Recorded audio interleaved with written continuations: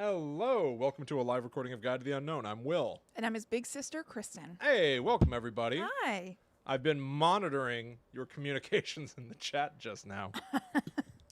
I asked a question. Bethany! And it looks like we got some answers. Yeah, Bethany's got a very interesting answer. I asked... What was the question? So we're covering the Crystal Skulls Yeah. this week on the show. So I asked people's opinion of the Indiana Jones movie, Kingdom of the Crystal Skull, because it's incredibly divisive. Or, Yes. honestly, it might be worse than divisive. I know few people who like it. But so Bethany said, that movie was the first fight Dennis and I ever had. I gave him a crystal skull to always remember it. I fell asleep watching it in the theater and then tuned out when Shia LaBeouf swings from vines with monkeys. I think that's the moment that a lot of people, were like, no, not for me. Dennis loved it. Things got tense from there. They only escalated. Yeah. By the way, if you're not listening to an Acquired Taste podcast, Yes. that is Bethany's show. You should be listening. Go subscribe. And then, if you are listening to an Acquired Taste podcast, you should also become a patron because Bethany and Kathleen do a live stream tonight at 7:30. My God. So you could jump from the Guides to the Unknown one over to the Acquired Taste live stream. That's like genuine programming. Yeah, it is actually. It's like we planned that. A rock Like block. a must-see TV. A cable lineup. Yeah. Yeah. Cool, everybody. Well, welcome. Hi, everybody. I see so many familiar names in here. KB, Kit Kat, Drew, Sarah, Caitlin, Hi. Andrea. Hello. Hello, everybody. Hello. I'm very excited to get underway. This is such an odd Yeah. topic. Mm-hmm. And thankfully, my notes don't seem to be coming over. Oh, very good. Will brought out this crystal skull. I think this is from Target. Yeah, that's like very, very basic Halloween fare. Well, I babysat for my friend's cousin for a little while, and they had the same ones. That's why I know. They came back from a Target trip with it. It's still too light so far. The show got super dark last week. I don't know if you looked at Yes, the it later did. stream, but it'll be easier to see this thing Yeah. later on. Yeah. And of course, I'll be talking about this with great intent, How could you not? purpose, but the Dan Great Aykroyd intent and purpose. Crystal Head vodka. We'll get into it. Yeah, everybody. Yeah. I mean, what else is there to say? I What do you think want from us? let's just do it. We're just gonna do Did it. you find your notes? Yep, they loaded. They loaded. Great. Let me bring mine up. Do you have the ad for the middle of the Oh, show? yeah. Okay. Okay. And I will go first because I'm talking about the history, and then you'll talk about the pop culture. Sounds good to me. Cool. All right, everybody. I think that means that we're about to just launch right into the show. Mm-hmm. Here we go. Here we go. Showtime. Here we go. Here we go. Showtime. All right, everybody. Oh, nice. Hi, Sheila. Let's. Oh, real quick. I want to say I'm shocked Will didn't finish the Ruffles from last week. I I wanted to kill them. There's this much left. I thought I was being really charitable, and I can't believe they're not gone. Yeah, if people didn't see it, we did post a shirt after last week's show of Kristen saying Yes. that's what sends me running for the Ruffles. Right. And some people have received their shirts already. So I know. thank you so much They're for already wearing their shirt. Actually, Bethany got a sticker. Yes. Yes, she did. But So did Dennis. Okay. insane. Okay. All right, everybody. Showtime. Enjoy.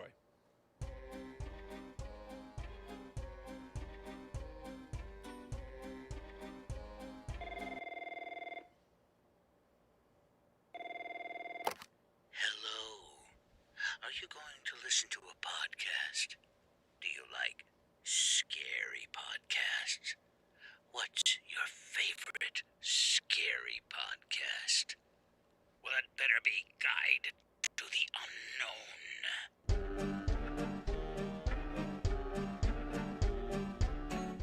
Hello. Welcome to Guide to the Unknown. I'm Kristen. And I'm her little brother, William. And this week we're talking about crystal skulls, the legends, the movies featuring them, everything we can. I know. This is one of those weird times where what we're talking about is actually a real thing. Yeah. Right? At least my understanding. You're going to be talking about the actual history, but my Right. understanding is that these things are out there. Yes, yes. But your interpretation of where they came from or what they mean Yeah. is what puts it in Guide to the Unknown territory. It's hokum. It's hokum? It's You hokum think and so? hooey. Yes. Spoiler alert, I listened to Dan Aykroyd go on at length about the crystal skulls and found it to be very fun and engaging, but with that Dan Aykroyd element of like, I'm really glad you love it. It's pretty much conclusively fake. Really? Yeah, basically. He said that Hewlett-Packard examined them in the 1960s. It's true. It's true? Yes, they did. There are some brands that come up in this. Hewlett-Packard, Hitachi, Yeah. Did they do things besides the magic wand? I don't Okay, know. all right, cool. I was just making sure that we had the same reference. I was afraid I was going to say magic wand. You'd be like, Kristen, you're always gross. They make video games or whatever. I'm sure they do. You know. The fact of the matter is they probably make like TVs or remotes or something like that. Yeah. But no, Hitachi, Hewlett-Packard. Yeah. I think that's it for brands that I didn't expect to see pop up in my research. Yeah. But yeah, it's a whole thing. So let's just get into it. Let's do it. Let's start talking about the history. Will, what did you know, if anything? What do you think you know about crystal skulls? Literally Indiana Jones. Yeah. And the Kingdom Same. of the Crystal Skull, the fourth movie. That I think is the beginning and of course the vodka, the Dan Aykroyd vodka. Mm-hmm. But outside of like, I'll be talking about pop culture later. Outside of pop culture, I don't think I knew anything. I didn't either. I didn't know a damn thing until today when I did this research. So here's the deal. When we say crystal skulls, it's exactly what it sounds like. We're talking about carved, skull-shaped crystals of varying sizes, but often kind of what's referred to as like actual size of a head. Life There's size. sometimes bigger ones that are like football sized or whatever, but it's mostly, they're supposed to look like replicas made out of crystal. Well, imagine your own skull, but if it were made out of crystal. Uh-huh. Right? Like on the face of it, it's like it already screams fantastical. Yeah. Because crystal as obviously like a mineral, Right. and bone as being hard and rock-like, Mm-hmm. it starts to conjure for you images of people that are maybe made of crystal. Is there a full crystal skeleton? Is it more than just the skull? Are these My creatures? God, I actually didn't think about that at all. Sure, I think these are perfectly reasonable extrapolations. At least I know I'm being ridiculous, but the idea is like, if these things are out there, why is there a crystal skull? Is it fabricated by a person? Yeah. Or is it a being that had a crystal skeletal structure, died, and then somebody took the head? I don't know why that didn't even occur to me. You're Yeah. right. That's not a weird thing to think from a crystal skull. Like, where's the rest of the crystal skeleton? Yeah, I want the crystal toes. But I did not even think about it. The crystal femur The crystal pelvis. doesn't have quite the same brain. It doesn't. So all of the important ones are claimed to be hella old, like super ancient relics, but the origins differ. So some of them are said to be from the Aztecs, the ancient Aztecs, who did genuinely frequently create intricate carvings of things. Plus, they did genuinely have a special interest in human skulls. So in the Aztec community, way back, like Mesoamerica, they call it, sacrifice in that community was genuinely a common thing. Human sacrifice.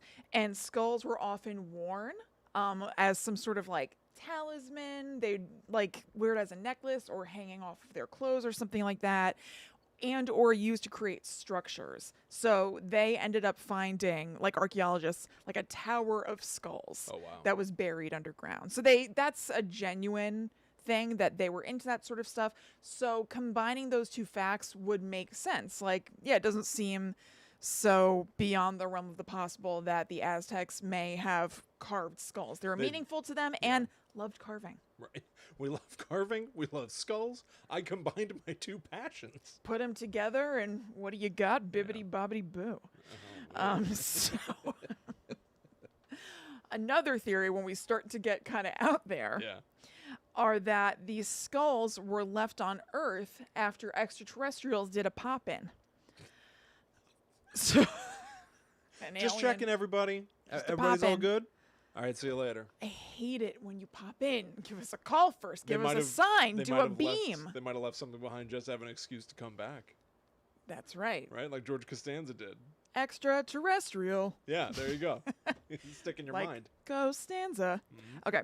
So the alien thing seems to come from the fact that quartz crystal is genuinely used in technology. Hitachi used it in technology, found that you could encode a bunch of stuff on it. And it's used in things from watches to computers. Genuinely. Okay. I don't know if they still use it as often today, but definitely having like a quartz watch, meaning the inner workings of the watch, I feel was a very 80s, 90s status thing. Yeah. And that is because quartz does have uses. It's a conductor, stuff like that. So people say that quartz can hold information. So, were aliens trying to transmit information to us through these crystal skulls is basically the thought. If this is a conducive material that can hold memory, that can do all kinds of weird crap, could the aliens be using it to communicate with us, but we haven't been able to crack the code exactly yet to find out what it is they meant to say? I'm going to say something crazy right now. Okay. So, a long time ago, we talked about this thing called the Georgia Guidestone. Mm-hmm. Right? It's in Georgia in the United States. Nobody knows who built it, supposedly, but it's meant to withstand an apocalypse. Right. And this literal stone, a monolith, contains the building blocks of mathematics and, Yes. a compass and trying to tell the history of humanity so that a future civilization can find the Guidestone and then catch up on everything that we've discovered over the course of hundreds of years. Anyway, Right. My point is taking something and encoding knowledge into it to pass it on to another civilization. Back to your point about aliens.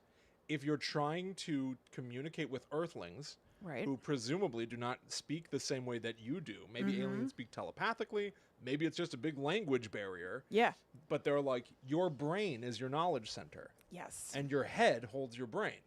We're going to encode knowledge into this crystal skull and give it to you. And what we're trying to tell you is, just like your head holds information, so does this one, this William, crystal skull. That is exactly what I wrote next. Are you serious? It is exactly what I wrote next. Word for word? Well, maybe not word for word, but yes, I Rambling about the Georgia Guidestone for some reason? maybe not the Georgia Guidestones, but I said, is the skull shape symbolic of the fact that our heads are where information is held?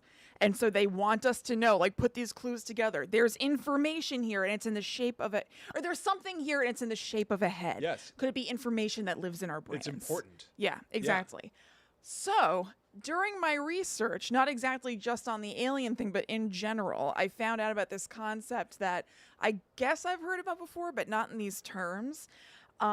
Called object resonance. Okay. So some people kind of say, yes, that the skull is symbolic of this is knowledge to go in your head. Some people say it's not symbolic and that it has to do with object resonance and that it's a very literal thing. So that this is the concept that objects will begin to mirror each other when they're in proximity of each other for a meaningful amount of time. I found a story of Egyptians who used to sleep with an intact skull when they had a head injury because they believed in this idea of object resonance, where if this skull is intact and yours has an injury, somehow your head is going to start to match what's going on with this intact one. Or the skull is going to develop the same issue that you have. Right. Hopefully not. But also Hopefully on that you're rising tip, to the highest vibration. Also on that tip, though, maybe have a whole body. Because So that what if you're mirroring the severed head so much so that your head falls off? Maybe it's witchy and you set an intention. Maybe. My intention My is intention for the solidness of this skull to transfer to my mushy skull. I want the universe to ignore the part where it doesn't have a neck or a body. Yeah, we're beneath it. only concentrating on this part. Or the fact that it doesn't have skin on it, right? Because if you're trying to match the skull, your skin might melt off. It's symbolic. Symbolic. William, but the Okay. resonance isn't I don't understand. I understand what you're I don't saying. know. It's just a severed head is not the same thing as your own head. Correct. Okay. And I wondered, is the concept of object permanence some sort of metaphysical explanation for couples who start to look alike or people who start to look like their dogs? Is that object resonance? Who knows? I one time saw, I'm not going to go into too much detail, so we'll just leave it at, I saw an ugly couple at the mall. They're the exact same size and shape. The size and shape doesn't matter. It's just they were identical to each other Yes. and they did not look very good. But they were standing next to a sign in the mall that said, "Please pardon our appearance while we renovate." And I had this overwhelming urge to just be like, "You folks should find somewhere else to stand." because the It sounds like I'm being mean, but I'm helping you out. potential for tomfoolery here is greater than you realize. That's right. Some horrible teenager's going to come waltzing by and see an opportunity for a joke. There's going to be trouble here. One time I played a similar joke on Ryan where I had him pose for a picture and it was underneath a giant sign that said trash with an arrow hanging down. Trash. Laughed and laughed. Oh, boy. So anyway, the crystal skulls are basically, in this theory, the crystal skulls are the aliens who made them wanting our heads to be filled with the information that is physically contained in that skull, basically. There's also this legend that there are 13 true crystal skulls that are scattered around the world, and that when you put them together, something's going to go down a la Indy. Okay. Some things say that we're going to have the answer to how to save humanity. Some things say something scary will happen, whatever. But this seems to be a common theme with some different variations. On Ancient Aliens, I watched a clip of that guy with the hair theorizing that maybe these skulls are all like computer chips and they have to come together and work together like a machine in order to do what they're supposed to do. That's interesting. Like individually, they're kind of ineffective, just like a cog wouldn't be doing anything without the rest of the machine. And then when you put them together, they do what they're meant to do. Is it weird that there are 13 skulls? You don't think of skulls as coming together and doing something. But if it were they're not pieces of a puzzle. Right? Maybe they Like need if to it all be were the looking at other- each other. Sure. But if it were the other bones, right? Like we believe that there's, a leg bone in South America. Connected to a hip bone. But like the idea being that you need to reassemble the magical crystal person and then they can tell you. So 13 skulls is weird. It's like It's weird. assembling the council, or assembling a tribunal, And that's kind of what it looks like in It's Indiana interesting. Jones. It does, yes. So that makes sense. Indiana Jones, I was actually impressed reading some of or rewatching the movie. We'll get to it, but like they do have 13 crystal skulls. That's fine. In Indiana Jones, presumably because they knew this history you're telling us about. I feel like they did their research. Is Yeah. my point. Yeah. I feel like they must have. As outlandish as that movie is, and as complicated George Lucas's creative input is to a lot of people, they did their research. They knew the real lore to make their outlandish movie. Maybe they had Aykroyd in a consulting role, Oh, uncredited. good God. I'll get Maybe to it was it. a script doc. Aykroyd v. Spielberg. Oh, They did talk around this time. I'll get to it. excellent. It's not that big a deal. It's not that exciting. I don't mean to cliffhang and to But say it's that you're gonna be coming. like, who cares? But I will talk about it. Yeah. Okay, sweet. I want to mention that a lot of people kind of credit this as being a quote-unquote Native American prophecy. Sure. It's not necessarily one. It's just another like magical Native American sort of course. stereotype, I guess you would say. But when they're talking about it in terms of it being a Native American prophecy, they're viewing this legend in the positive light that the skulls hold the key to humanity saving itself, but that will only be revealed when humanity is ready, which is also a very good fail-safe for it to not be happening. Of course. We're just not yeah. ready. We just don't need it yet. Yeah, It's like Harry exactly. Potter. I We can open use it it. and close. Yeah. Wouldn't it be funny if we did assemble all the skulls and they were like, finally, you've reassembled us and we can tell you. Yeah. You need to look out for this guy, Adolf Hitler. Right, and we're like, oh, We're God. like, oh, we already did that. We're past that now. What about global warming and stuff? They're like, what's that? What's that now? Yeah, they're It's too late. whatever prophecy they were working from to create the skulls didn't stretch that far into the future. They're like, we thought you would have figured this out by now. I'm sorry.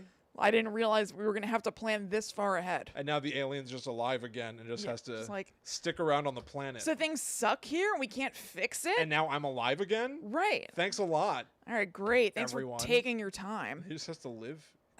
He's like your neighbor. In this post-Hitler world, I was supposed to stop this. This was not supposed to be part of my reality. Going through like a midlife crisis of like, that was my entire purpose, so who am I now? This morose alien. Morose 1,000-year-old alien. Yeah, it's like, oh, I failed. I woke up too late to give the message. Slept in. Hit the snooze. This is a cheesy pilot. We should be writing this down. Yes, Yeah. you're absolutely right. Okay, so another theory is that these skulls are the relics of the lost city of Atlantis. Oh. So, Atlanteans are said to have been extremely technologically advanced, and this sort of plays into that. So, again, if there are these crystal skulls, and crystal is this like magical material that can encode all kinds of crap, of course they would be utilizing this. It's natural of the earth. Yeah. Old as time, so it's not like they had to wait for us to come up with it or whatever. They're using it. The story is that there were 12 temples of Atlantis, each with a crystal skull. Then there was a 13th mega skull called the Master Skull, Whoa. and that was made of amethyst. Whoa. This skull gathered all the history and info of the temples over a 260,000 year period. I guess that's how long Atlantis was around. Okay. From there, the story with Atlantis and crystal skulls is much the same. When the real ones reunite, when they've allowed themselves to be found, they're going to reveal divine secrets.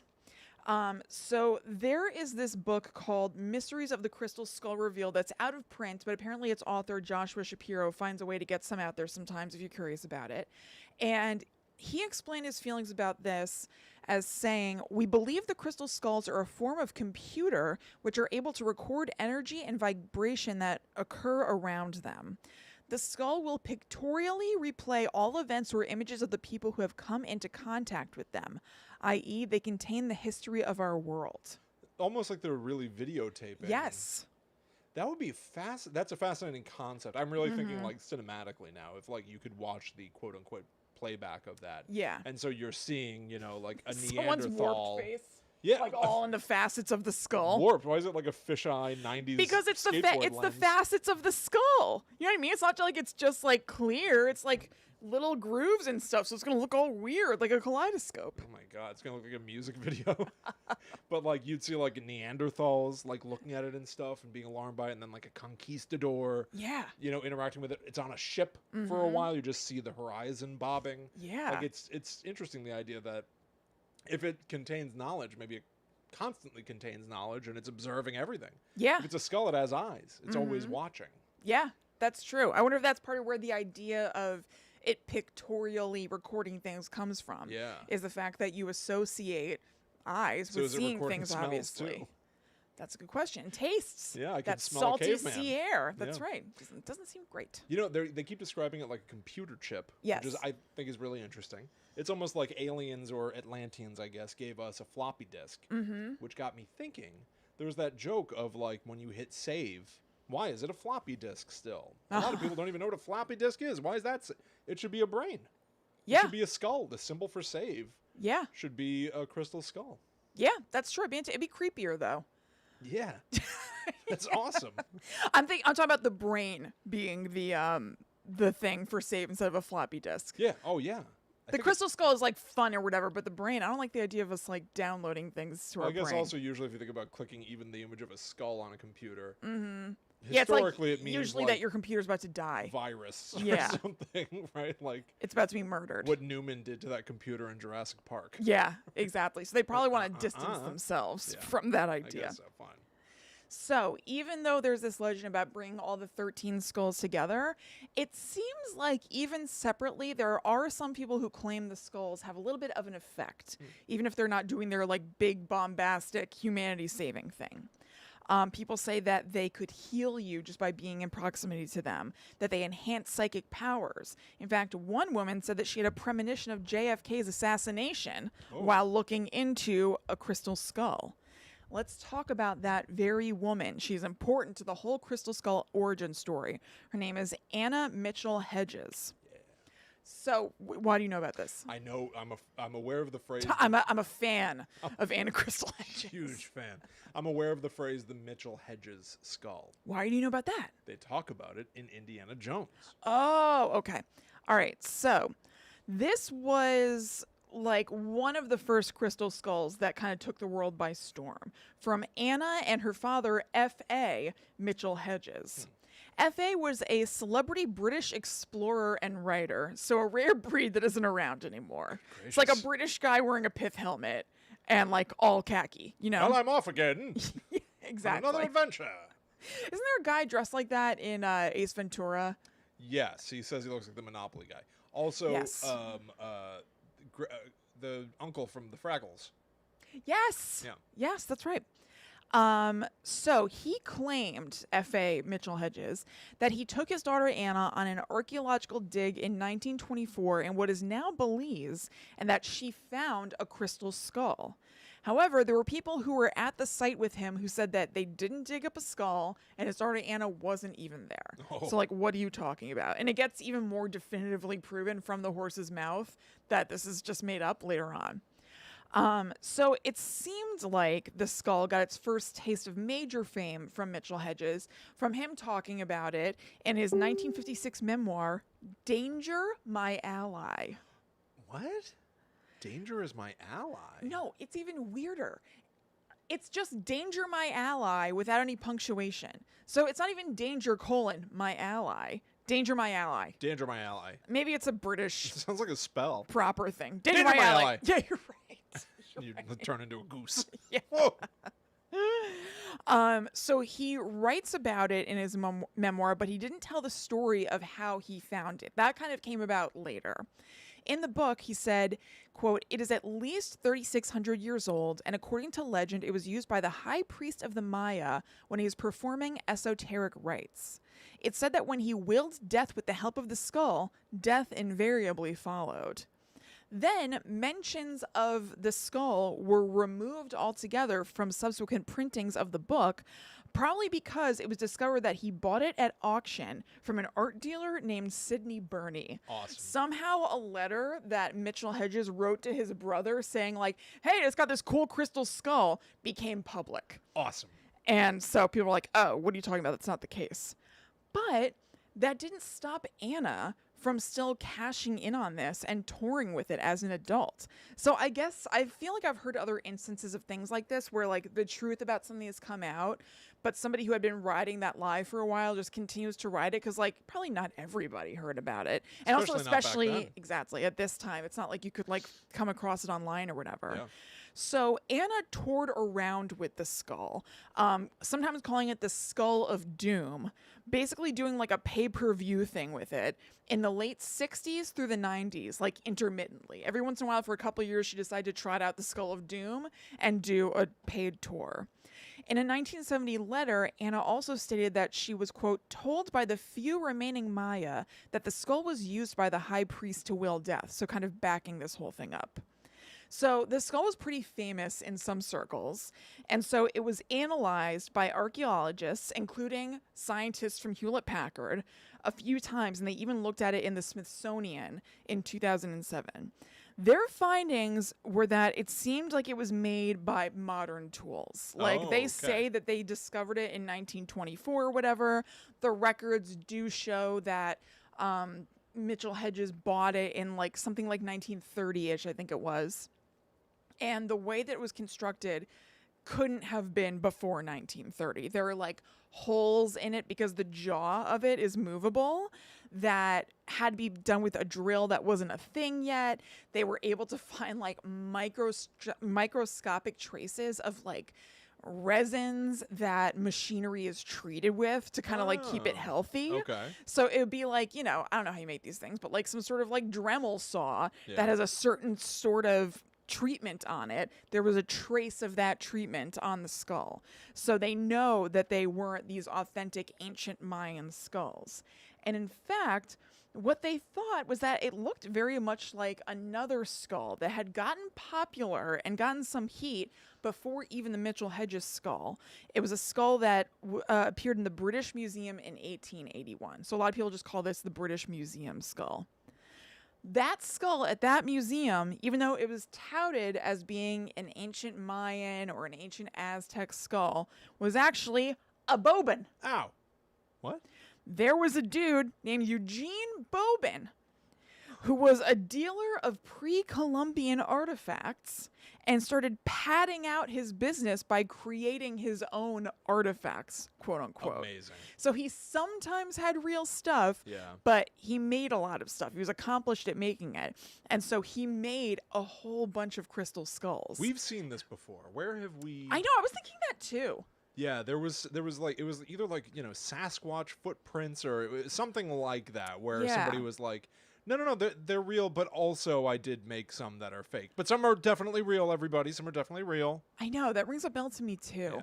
Or are we kind of thinking about the Enfield haunting with the little girls faking the noises? There certainly is that too. My point really is that there's like a long heritage of people that are claiming, like, once they're caught, Right. claiming, oh, you did catch me faking something, Mm-hmm. but most of it was real. Right. And it becomes a little messier then to Yeah, really for rectify, sure. because it's still, for people who either believe or want to believe, Mm-hmm. it still leaves the door open Yeah. to getting to enjoy some of it as being, verified or real. Right. And it almost makes that other stuff, like, it by being able casts to go, doubt like, on it. it does, but it also allows, I think, a certain number of people to go, no, he admitted to faking Yes. skulls 5 and 6, which means Right.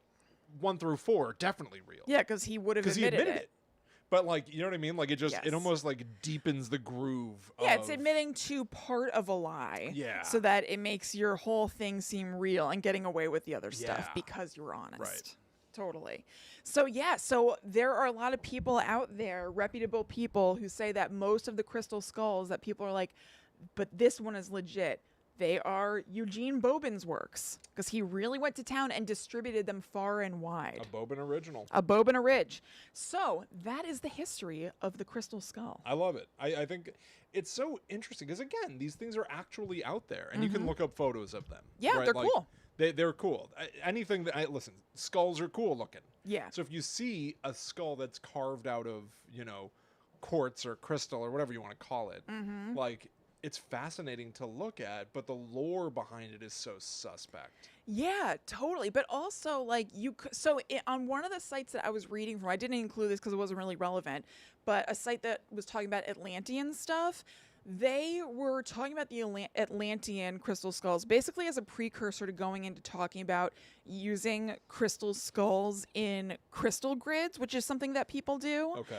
And they were completely acknowledging, like, I just mean any crystal skull. I'm not talking about it has to be one of the crystal skulls or whatever. Yeah. But this article was talking about how they liked the symbolism of it being knowledge, and maybe there be like an aspect that people say crystals represent, and having that in the shape of a skull is kind of evocative of you integrating that into your life. And so if somebody's into that kind of thing, I don't know, it's just like, oh, I get that. That's kind of cool. I can Yeah, see it's somebody like interesting. focusing on that and that being a positive thing. Sure. I want to mention, actually, I have a friend of a friend who operates like a crystal shop. It's called Lustrum Apothecary, that you can find on Instagram.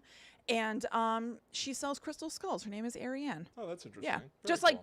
like, she's not saying they're the crystal Yeah, skulls, of course. but she has skulls made of crystal, made of glass, and then like other stuff, but relevant to this. Honestly, whether you think you're getting something out of it that's metaphysical or spiritual, or you just think Or you they think it's look cool, awesome, yeah. like, hell yeah, I've got crystal skull stuff. I just think it's neat. Yeah, totally. She has like pretty glass ones that are really Yeah. neat and colored. So check it out if you're interested. I think it's lustrum.apothecary on Instagram. Cool. Yeah. All right. So before we talk about the pop culture Yes. that's gotten into crystal skull stuff, let's talk about our sponsor, Tracy Michelle Bullock of simplicitydoyourdream.com. So we've been talking about Tracy for a few weeks here on the show, and we just want to make sure that you know that it's clear that Tracy can help you no matter what industry you work in. She's a career coach for everyone. Yeah, there are certain things that, like, no matter what job you have or a career you're trying to start, there are certain things that are, a constant shared experience. Yeah. How do you get your business off the ground? How do you get your product out the door? How do you engage customers? Yep. Those are all things that you're gonna encounter no matter what you're trying to do. And also, one thing that I wanted to throw out there is that we talk a lot about people that are starting their own business. What about people that maybe want to start their own business, but they don't know if they're ready yet? Yeah.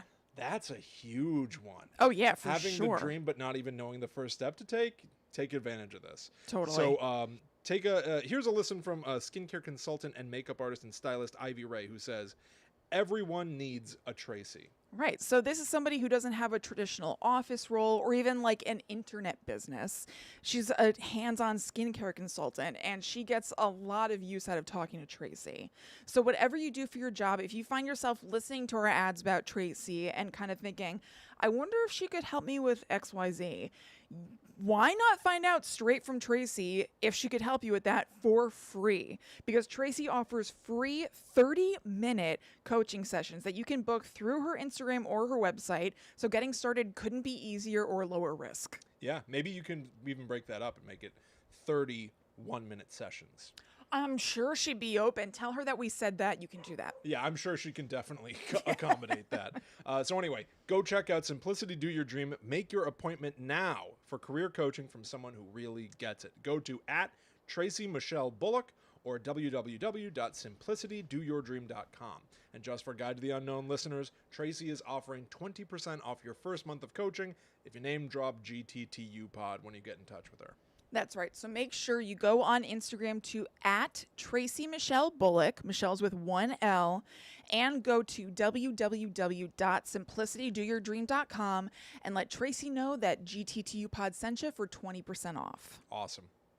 All right, so let's talk now about Crystal Skull pop culture stuff.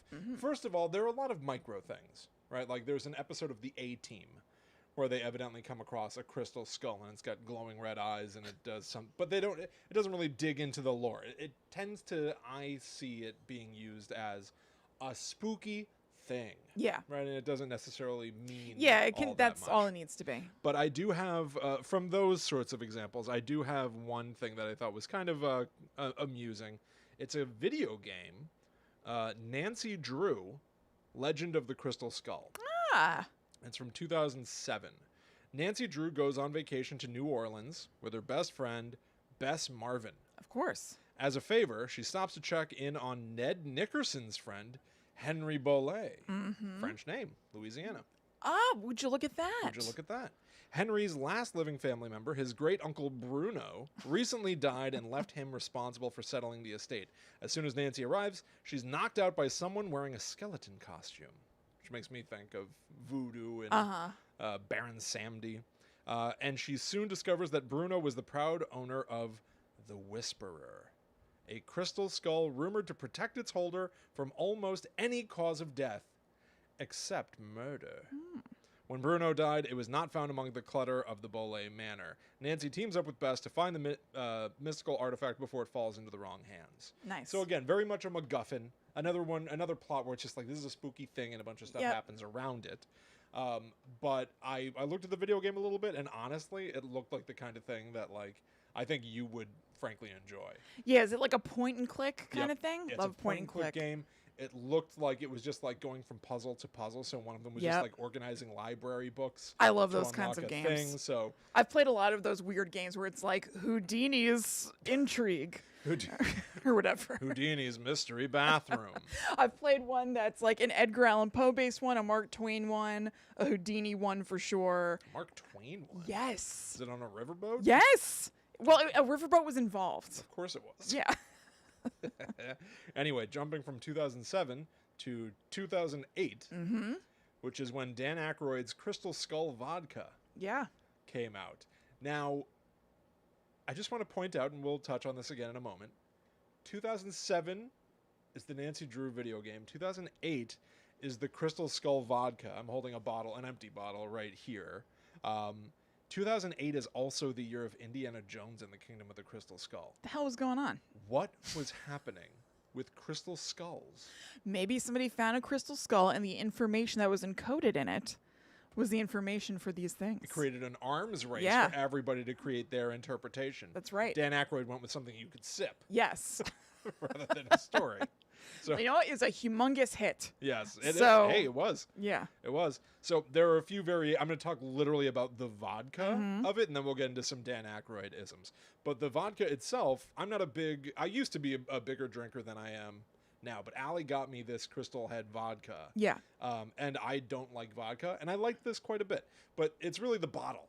Like, I think more than anything, you buy it for the bottle. It's literally a glass skull. It's not a life-size skull. It's not like some gigantic, enormous thing.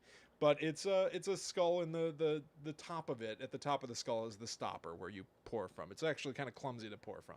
But it's so cool looking. Yeah, it's very cool looking. So there are a few variations. Original clear glass. They just came out with a black glass version, which I literally almost in my research was like, I'm just gonna go buy this. Yeah. Right now. And then you could get a black glass skull at Michael's for $8. Yeah, I know, but Dan Aykroyd didn't touch it. Dan Aykroyd didn't touch that. He might have. He definitely didn't. Listen, he is a salesman amundo for this stuff. I would not be I shocked know. if he goes through the warehouse. And I does, wouldn't be like, shocked either, honestly. warehouse tours Yeah. and shoots videos in there and It's not impossible. absolutely. So they also have something that I think is really cool. It's called Aurora. They take the original clear glass bottle, they electrify it. They put it in like a pressurized chamber. They electrify the glass, and then they pour these metal powders in there, and the electricity, the glass, and the powders collide, and it coats the glass in a shimmering rainbow effect that's meant to look like the Aurora Borealis. That's very cool. It's super cool. I don't know. I hope they come out with like some sort of like non-alcoholic spin-off line. I know. Because some brands do that. Yeah. And I stopped drinking 4 years ago, but I would love to. That sounds neat. Yo, I honestly, they should. Why not? Everyone should. Everybody should. I could go on. Mocktails are frequently mocked, but I think that they're Less and less. less and less. Yes, there are Okay. some really cool ones out there. Just in case anybody is curious, here are some of my favorites. I'm a bit of a connoisseur. Curious Elixirs is a brand that I like a lot. Kin is a really cool brand. There's a brand called Seedlip that actually makes Seed lips. Seedlip. This makes me think your lips are all covered in seeds. Yeah, it's not a very nice sounding name. But they specifically make non-alcoholic liquor, say like gin Yeah. and stuff like that. And it's nice 'cause you still feel like it's still fancy kind of. Yeah, You know, sure. it's like not something you're just gonna like drink or whatever, like casually getting a Coke or whatever. Yeah. And like it has the bitterness that you come to like from drinking or whatever, but you don't ruin your life and self-esteem from them. Yeah. Yeah. Absolutely. Wonderful. So in 2014, a forensic artist named Nigel Cockerton used clay to make a muscle, skin, and hair construction of one of the Crystal Head vodka bottles to see what it would look like if the bottle had been an actual person. That's very cool. Which makes sense. You can almost like truly like forensically, if this is meant to be a skull, you could try to figure out who's this the skull of. Right. The end result resembled a laughing man. So the mouth is open on this bottle. Yeah. And so when you turn it into something that looks human, it resembles somebody who's like looking delighted, happy, laughing, whatever. Dan Aykroyd was evidently pleased with the face, although he had previously thought of the bottle as being feminine due to its size and had nicknamed the bottle Joy due to the joy that it brought him. He's just said that he was relieved that the face did not turn out to look like him, which to me that'd be so cool and weird. screams missed opportunity. Yes. I would love. If it was a secret that we didn't know, Yeah. and then you reconstruct and you're like, oh, it was Dan Aykroyd's skull. D. Aykroyd the whole time. Right. I would love that. Oh man. I would love that. So here are some of Dan Aykroyd's Crystal Skull beliefs. Okay. Wait, I just thought of two more brands I want to say before I forget. Sure. Okay. Athletic Brewing Company is specifically a non-alcoholic beer company, and there is a thing called like Hill House Beverages that's non-alcoholic wine. Hill House. Yeah, now Wow. we've covered it all. Okay. We got beer brand, wine, liquors, and just fun mocktails. Oh, so you were trying to cover the full like spectrum and categories. well, I just here. realized that I happened to cover it. I Very didn't. good. I didn't even think we were going to talk about this today. For every but occasion. For every occasion. So Dan Aykroyd obviously believes in ghosts and aliens Yeah. and stuff. So I found a clip of him talking to Joe Rogan on the Joe Rogan Experience. Now, I'm not a listener of this show, but the second that Dan Aykroyd started talking, and Joe Rogan goes like, so now talk to me about like actual crystal skulls. What do you think of that? And he goes, well, first of all, I just want to tell you, the crystal skull that we make has no glycerides, no additives, anything like that. And he just starts talking about the vodka again. And he's like, no, but the crystal skulls. He's like, well, yeah, there have been, of course, stories. And the Mitchell Hedges thing was very interesting. And Phyllis Newman, of course, had to put a skull in her closet because he was talking to her. And Joe Rogan goes, hold on, whoa. Yeah. What? Back it up. What did you do? What? He goes, yeah, Phyllis Newman had her own crystal skull. She had to put it in a closet because it was talking to her. Who's Phyllis Newman? I don't know. Okay. I have no idea. In the course of this clip, and again, look in the show notes. We're going to have links to all the stuff we're talking about. He talks about so much stuff in 20 minutes. It's unbelievable. Dan Aykroyd's one of his original claims to fame on Saturday Night Live was his Fish-O-Matic sketch. You familiar with that? I know what it is. So he pretends to be almost like, a late night infomercial selling a cheap piece of equipment. And in this instance, it's a Fish-O-Matic. It's a blender that can blend a fish.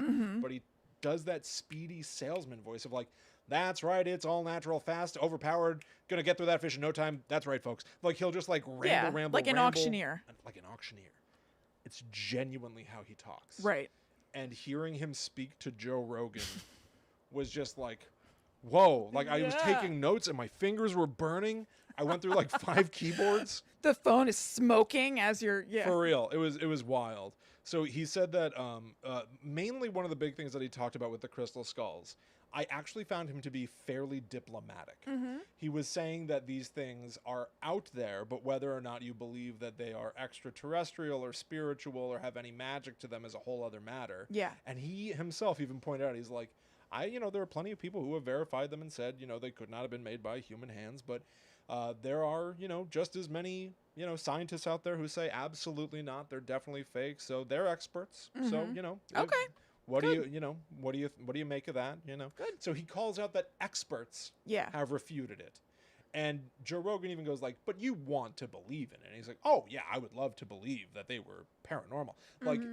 It was a side of Dan Aykroyd that you don't usually see of him actually. Yeah, being a little bit measured. A little measured. And it was more interesting for that, almost like what we were just talking about before. Yeah. When somebody admits, I faked the last 5 things I did, it makes you look at the first 5 and go, so then he didn't fake those. Yeah. Him being some people said it was fake, so maybe it's fake. Means Dan Aykroyd, his credibility just went way up for me. Yeah, totally. He's capable of looking at both sides. It's just super interesting. He's such an interesting dude. I love him. At one point, I love him too. At one point, Joe Rogan, because Dan Aykroyd gets back on talking about the vodka for a while. And Joe Rogan goes, listen, you are you're one of the greatest spokesmen of all times. You've sold me. You've sold this to me already. And Dan Aykroyd's line is, he goes, yeah. They and he goes, you're a fast talker too. And he goes, oh yeah, when I was a child, I was inoculated with a gramophone needle.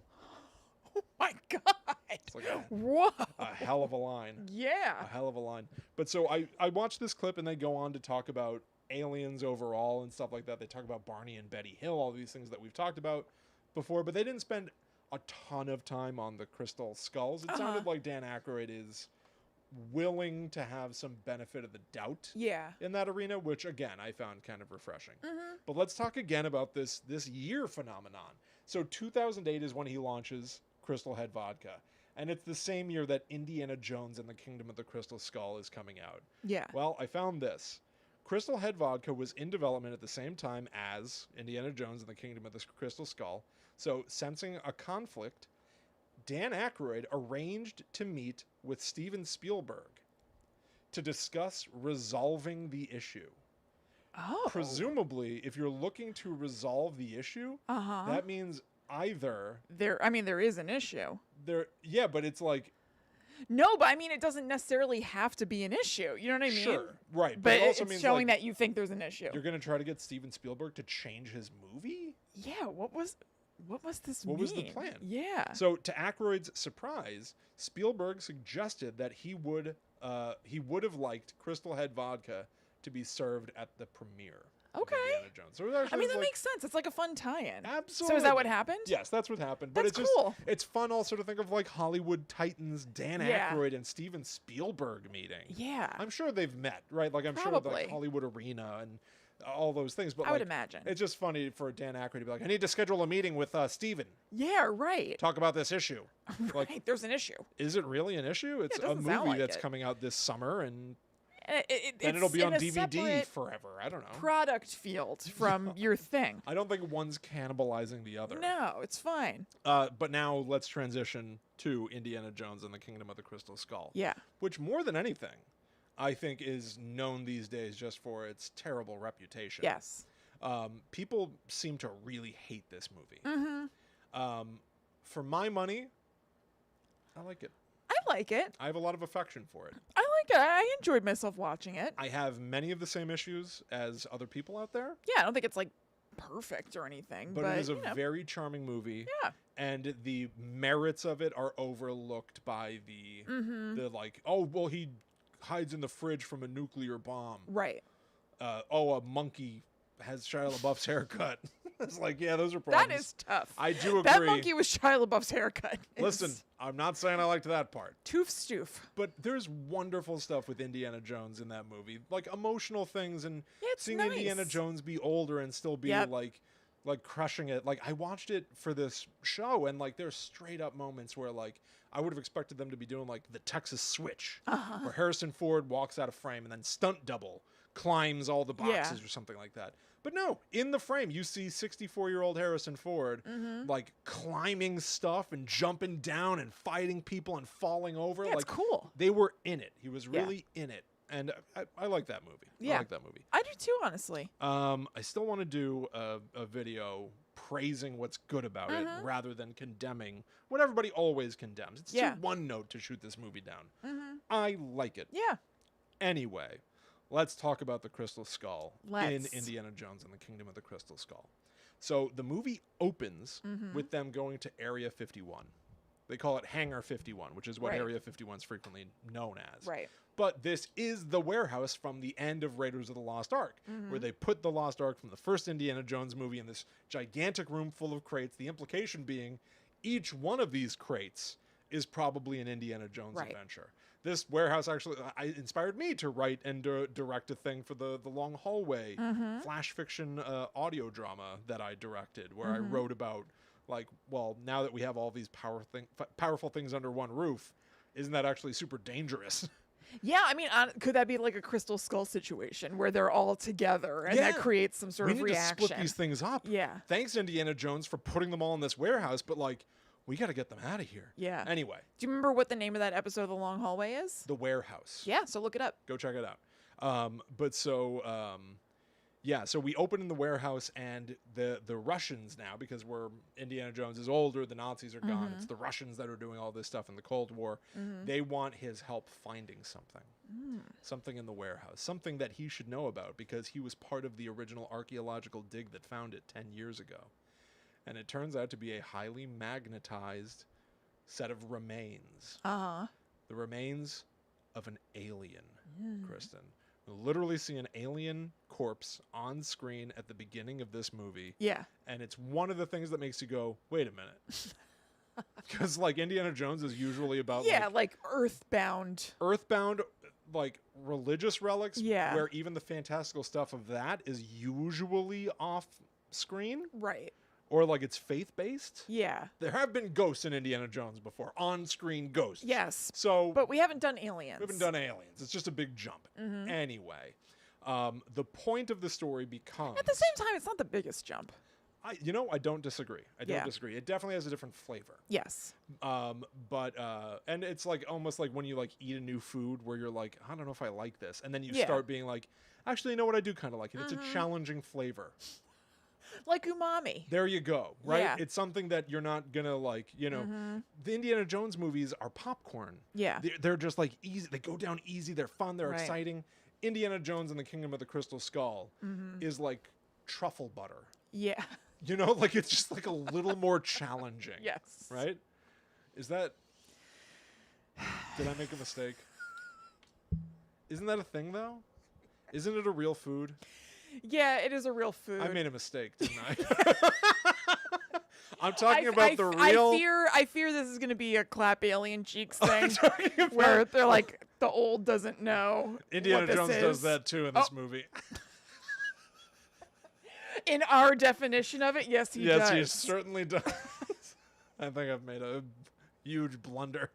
Put this on my blooper reel. Bethany in the chat is just laughing now. I goofed. It was a goof. It was a goof? It's on the DVD. The blooper reel. Anyway, it's like truffle popcorn. Yeah, it's It's also a better analogy because you're talking about popcorn. You're Well, like, it's like but you put popcorn. butter on I know, popcorn, but still. And truffle popcorn is a thing. There you go. Anyway, so I'm sorry, I'm quite flustered now. So Wow, we've gone real blue in this episode. I We know. talked about the Hitachi magic wand and truffle butter. oops. Explicit warning. Oh no. No one saw it coming. Nope. But so from that point on in the movie, it becomes all about the crystal skull. Basically, there's like this. He calls out the Mitchell Hedges skull because he and Shia LaBeouf are trying to track down an old friend of Indiana Jones's, who theoretically, the rumors are, he may have found the crystal skull. And so they go to like a prison cell where this guy was being held, and he'd scrawled all over the walls. He'd drawn pictures of the crystal skull, but rather than a human skull, it's an elongated cranium. Yeah. Like a distended human skull, like an alien head. And Indiana Jones in that jail cell calls out, he goes like, no, this is different. This isn't like the Mitchell Hedges skull. And so you start to weave in that something is amiss here. Yeah. But what's fascinating to me, hearing the stuff that you laid out of like the real history of the crystal skulls, it's almost that George Lucas and Steven Spielberg, I think, are playing here on. So the Mitchell Hedges skull, let's call it out, it's not real. We're not going to make the MacGuffin of our movie this highly contentious Historical. real life historical artifact that most people confront as being fake. Yeah. Let's deal with what the purpose of it was and create something new and fantastical off of it. Yeah. And so it's literally an alien skull. Right. When Indiana Jones finds this thing, not only is it like crystal looking, but in the back of the head, like it's translucent rather than transparent. So you can see part way into it, but you can't see clearly through it. Yeah. So somewhere in there, you can see colors Yeah. and movement. It's very cool. It's almost like a reddish purple thing that's in there, just like an energy. And it screams like there's a brain in there. And it's magnetic, just like what you were talking about as the skulls, supposing that they have some sort of an additional property to them. Yeah. Gold coins are flying over to it and getting stuck on it. Well, wait a minute. Crystal is not magnetic, and gold is not affected by magnets. Yeah. So there's a moment in the movie where Indiana Jones is holding it, and he's excited because he's an archaeologist, and he's holding it, and he turns to Shia LaBeouf, and he goes, with a smile on his face, he goes, what is this? And it's loaded with like a childish excitement. Yeah, like I haven't seen anything that I didn't know about in a long time. It's fantastic. There's a moment in the movie where Irina Spalko, the enemy, she runs the Russian contingent that are trying to get the crystal skull. She believes that she's psychic, and she believes that the skull has psychic powers as well. It does seem to, spoiler alert. Yeah. But she puts Indiana Jones in like a strapped-on chair thing and makes him stare into the eyes of the crystal skull. And he basically starts like convulsing and like experiencing something. And then later in the movie, he's like, I have to return the skull. I'll do it myself. They're like, why? Why does it have to be you alone? And he goes, because it told me to. Yeah. It's like, oh, this stuff is all real. Cool. It takes Yeah. you to Peru. You see like the Nazca lines, which are this real life thing where there are images drawn on the face of the planet, but you can't really see them unless you're like Yeah. above, which is one of those things where it's like, how did ancient cultures know how to make something that's visible only from the sky, clearly? And why even do it? Why? Because like they couldn't get up there. Yep. So or could they? And could they? They also, maybe they could. Yeah. They also, Indiana Jones and Shia LaBeouf, go into some catacombs where they see one of the big, wonderful things about Indiana Jones is corpse puppets Yeah. everywhere. Totally. Grotesque puppets of dead people. Yeah. And so one of the things they see are human skulls that are distended. And Indiana Jones, and Shia LaBeouf's like, they look just like the crystal skull. And Indiana Jones goes, yeah, some tribes would bind the heads of their infants so that they would grow to honor the gods. Yeah. And I looked it up, and artificial cranial deformation absolutely is a thing, and absolutely is a thing that was done in Peru. So like Interesting. even all this fantastical Indiana Jones stuff. They're still weaving in some real life stuff. Again, for fantastical, ridiculous reasons. I do Yeah. not think that it was done to honor the gods. And Right. the gods were not aliens, right? But like, it's just like playing with real life folklore and mythology and interests. Could it have been to honor the gods because it's kind of stretching your head to the heavens? It could be. I mean, what I read about artificial cranial elongation is that it could be as simple as being like, we want to make sure that our tribe, we can tell who's in our tribe or not. Mm-hmm. So we all do this. Yeah. And if you don't have this, you're not one of us. Gotcha. Like it could be any number of things. I don't know. But that is the reason that I read. But like I said, it turns out that there are 13 crystal alien skulls, alien skeletons That's entirely. Cool. And so they go to this gigantic Mayan pyramid where they have to go through all these booby traps and apparatus and things. And they end up in a treasure room that is adorned with almost like Mayan artwork. And then that leads into an oval shaped room where there are 13 alien skeletons sitting in chairs around the perimeter looking down at you in the center of the room. Very cool. It's so fun, and the honestly the set design and the spectacle of it is really interesting if you can divorce yourself from like, this is an Indiana Jones movie, and it's not what I expected. Yeah, it's not what I wanted, but given what I've got, I'm having a good time enough. But like, so 13 aliens in 13 chairs, only 12 of them have skulls. Indy's got the 13th. So when he holds it out, it zaps to the body because it's all magnetic. And then what starts happening, they talk about these 13 aliens as having one consciousness. They're one being with a collective consciousness. And the UFO that they're in, evidently, this oval-shaped room, is part of a flying saucer, starts spinning and spinning and spinning and spinning. And so the 13 bodies, as they're rotating faster and faster and faster, faster, they turn from 13 separate bodies into one being that has the, with their hands on their hips. Greetings, Indy. But they have the collective knowledge of the world. Which Irina Spalko, the enemy, wants, because she's got this love of psychic stuff and Russian thought experiments. And power. And so she goes, tell me everything I want to know. And so the alien stares at her and her eyes burst into flames. She starts screaming. It's a very Indiana Jones type, like, careful what you wish for. All right, you got the and very Indiana Jones dispatch of a bad guy. Yeah, her eyes burst into flame. But again, pulled from the theoretical history that you talked about. The crystal skulls were about sharing knowledge. It's just, you better be careful when you ask for all of it. Yeah, you're supposed to be ready. Humanity has to be ready. Not just you.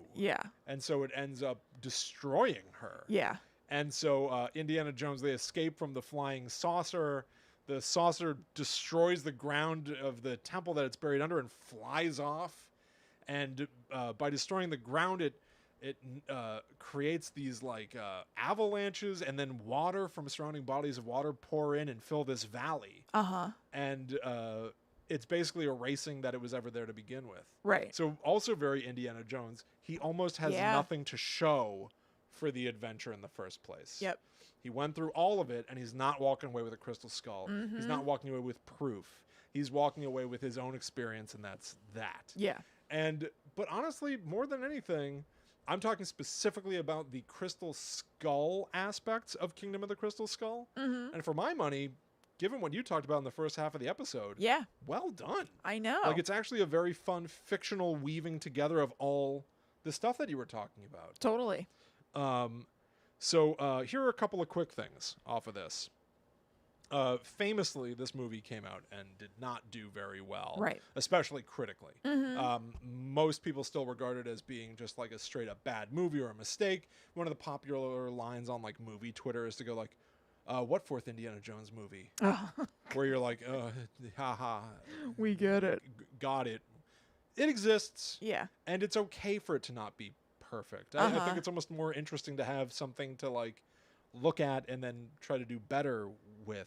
Well, again, it's crazy for it to have come out so long after the other ones anyway. So I feel like almost like with Twin Peaks or with Scream coming up, like whatever it is, for something to come out so long after you thought this was done is like a cool gift. Thank you for bringing up Scream. I have a big Scream comparative. Great.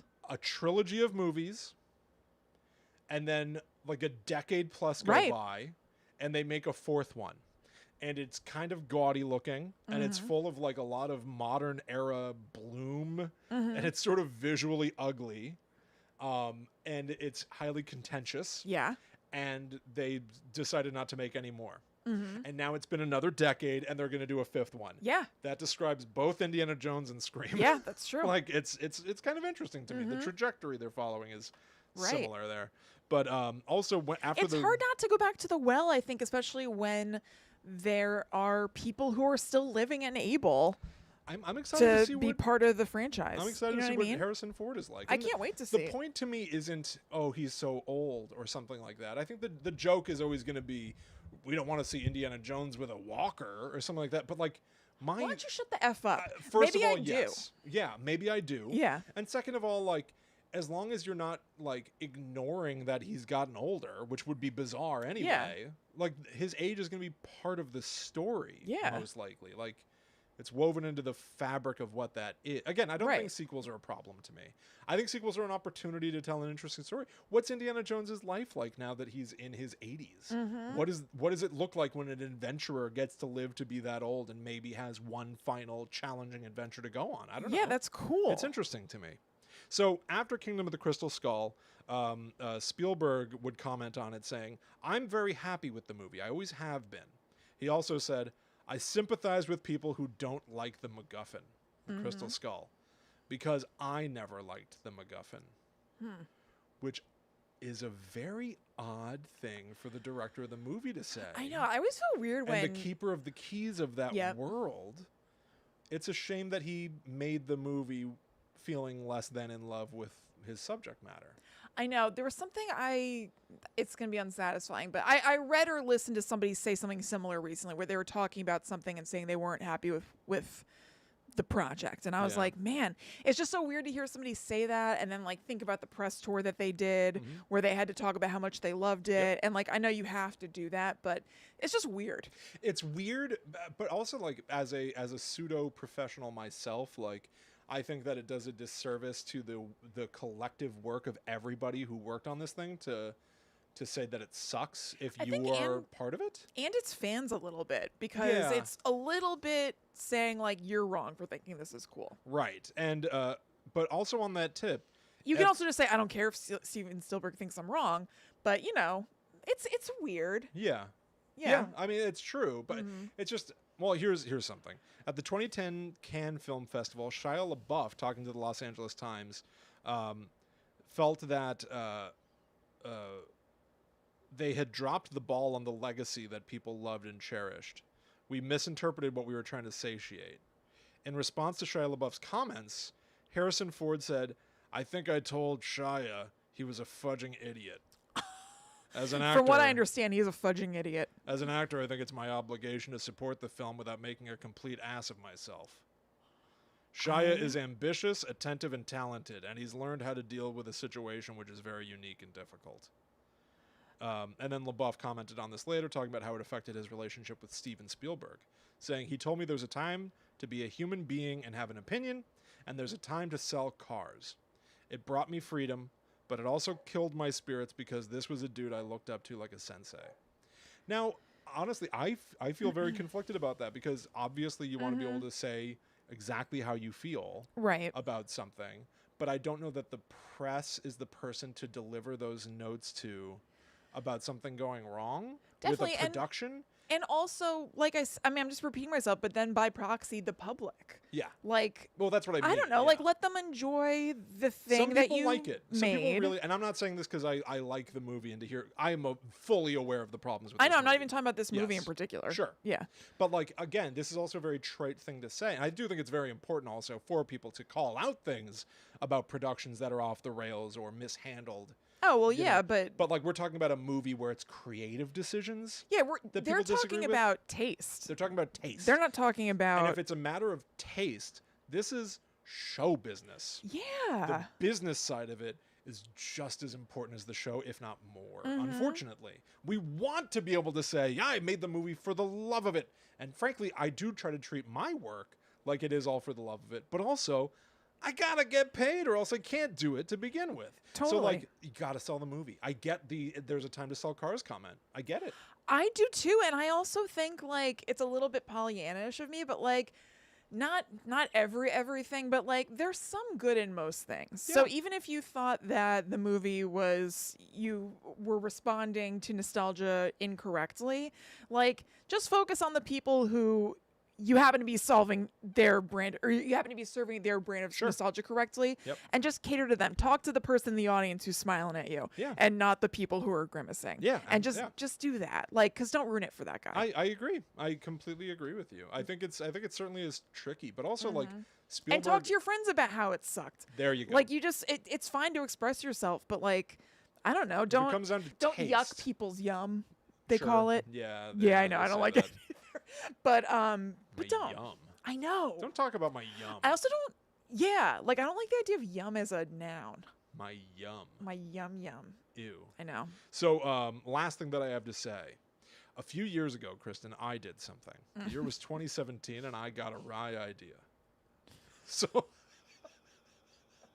The hell's this gonna be? I was paying attention to. I think they had just at that point announced we're gonna make Indiana Jones 5. Yeah. And you could feel the whole world go, "What? Really?" And they were like, "Harrison Ford's coming back," and everyone was like, "What?" Like the experience wasn't like, "Yeah, more indie." It was like, Yeah. "Oh, no, are you sure you should do this to him?" Yeah. Like it was like Yeah, very yeah, concerned. totally, yeah. Everyone was very concerned. But also the things that were popular around that time were Deadpool and the movie Logan, which had taken Wolverine, a historically like PG-13 character, and made it gritty R-rated. Deadpool, gritty R-rated, bad language, violence. And so I, as a joke, I wrote a one-page script. I called it Jones. Oh yeah. A reimagining of Indiana Jones, which is family action and entertainment. I forgot What if you about made that. Indiana Jones hard R? So I wrote a one-page script.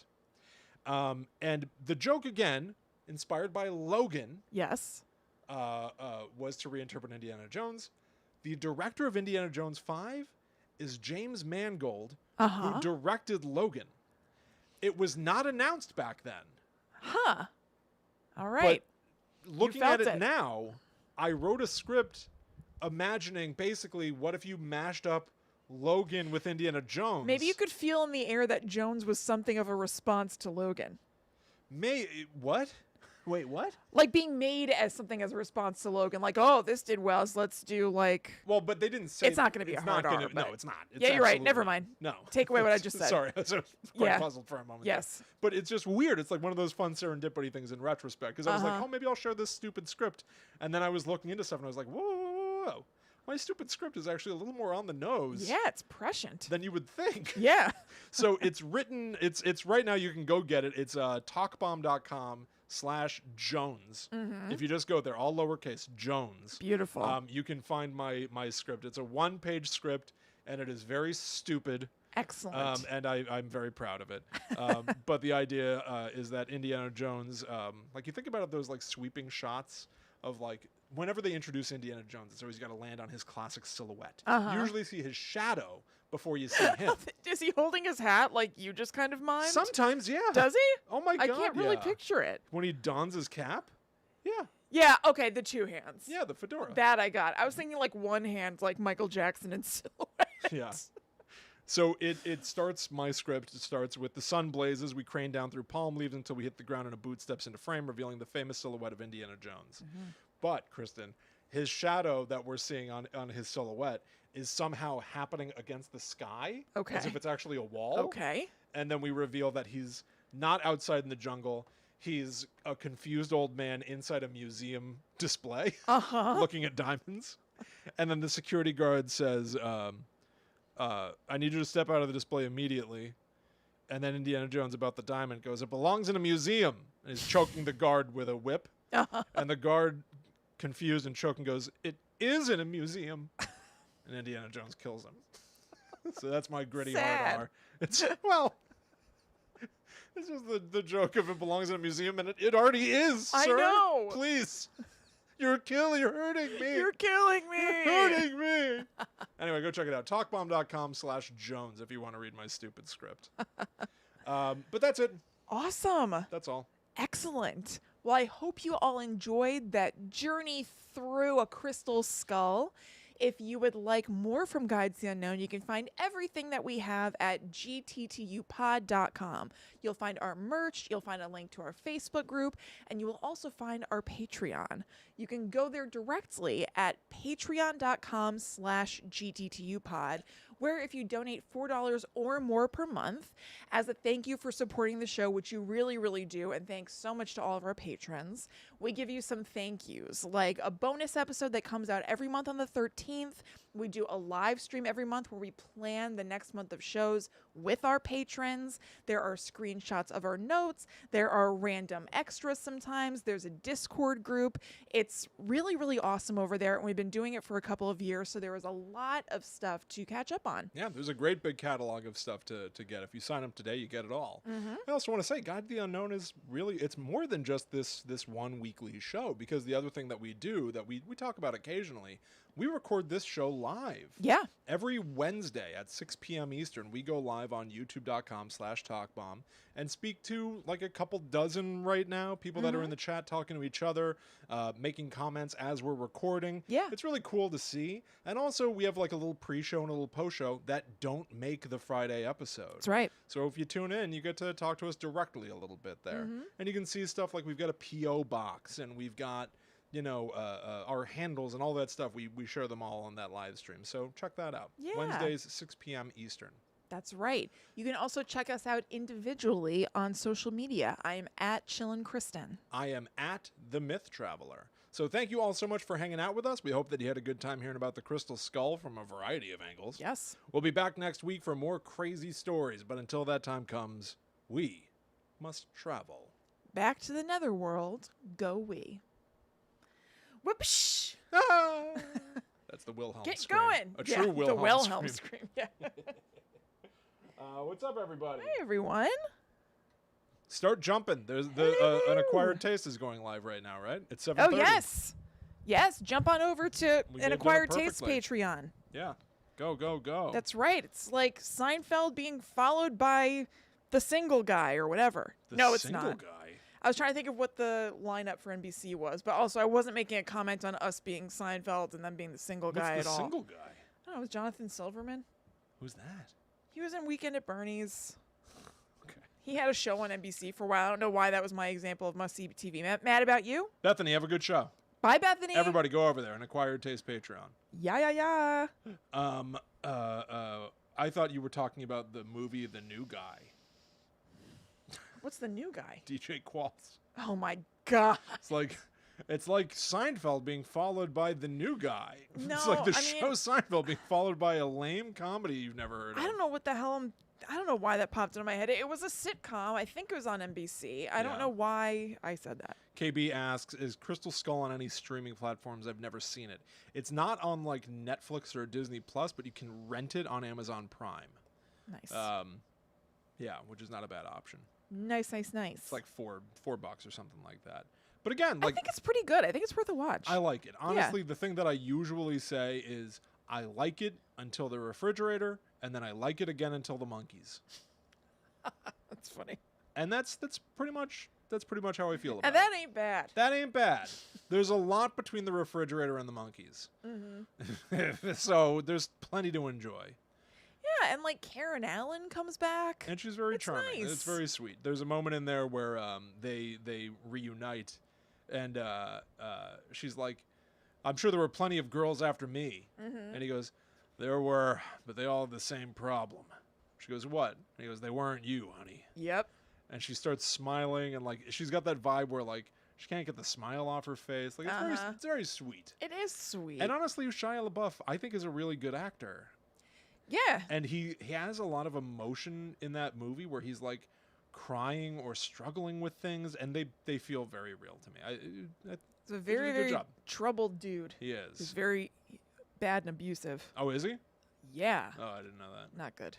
Well, FKA Twigs is his ex. okay. And like either wrote or did an interview about how horrible and abusive he was to her, and kind of like warning Oh, is that right? women of warning signs, not just with him, but with like relationships and stuff. And like he's a bad bad dude, Oh. a bad hombre. Bad man. Yeah, Well, thank God Indiana Jones took that hat back at the end. I He agree. almost puts the fedora on at the end of the Crystal Skull, and then he gets yoinked away. It's so funny.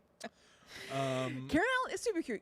Karen Allen owns a yarn and knitting store in a town in the Berkshires that we used to hang out in all the time. Yep. And I bought a pair of socks from it. yep, we went in there. They fell apart really quickly. Did we see her, or did we not?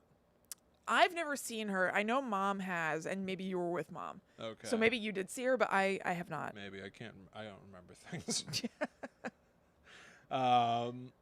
Cool, everybody. Yeah. Yeah, people are talking about how there's going to be a sequel to The Exorcist, Mm-hmm. Yep. I know. I'm watching that with great interest. which I think is David What's Gordon happening? Green.